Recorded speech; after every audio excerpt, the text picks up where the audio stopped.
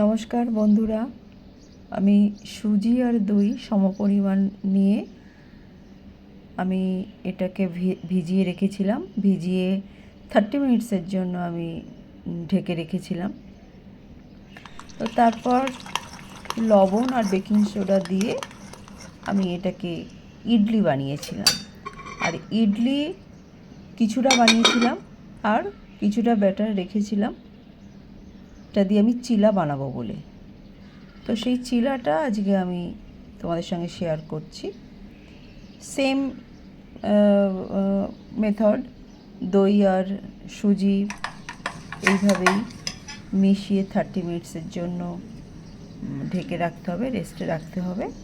তারপর ওই ব্যাটারে একটু লবণ, বেকিং সোডা দিলেও হয়, না দিলেও হয় চিলাতে।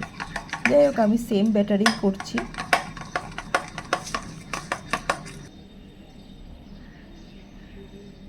কনসিস্টেন্সিটা এরকমই থাকবে। একটু ভালো করে মিশিয়ে নিলাম।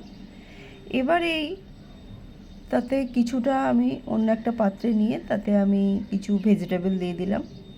ক্যাপসিকাম, গাজর, টমেটো কুচি, কাঁচা লঙ্কা কুচি। পেঁয়াজ আমি আজকে দেবো না তাই দিইনি, কিন্তু তোমরা পেঁয়াজ দিতেই পারো।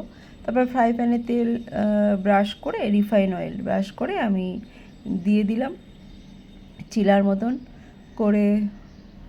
তারপর একটু ঢেকে দিলাম ওপরটা যাতে তাড়াতাড়ি ড্রাই হয়ে যায়। ওপরটা ড্রাই হয়ে যাওয়ার পরে একটু তেল দিয়ে আমি ওপরটা মিশিয়ে দিলাম, ব্রাশ করে দিলাম। দিয়ে আমি এপিট ওপিট করে আমি এইভাবে বানিয়ে নিলাম। খুব সুন্দর হয়েছিল খেতে সুজির চিলা।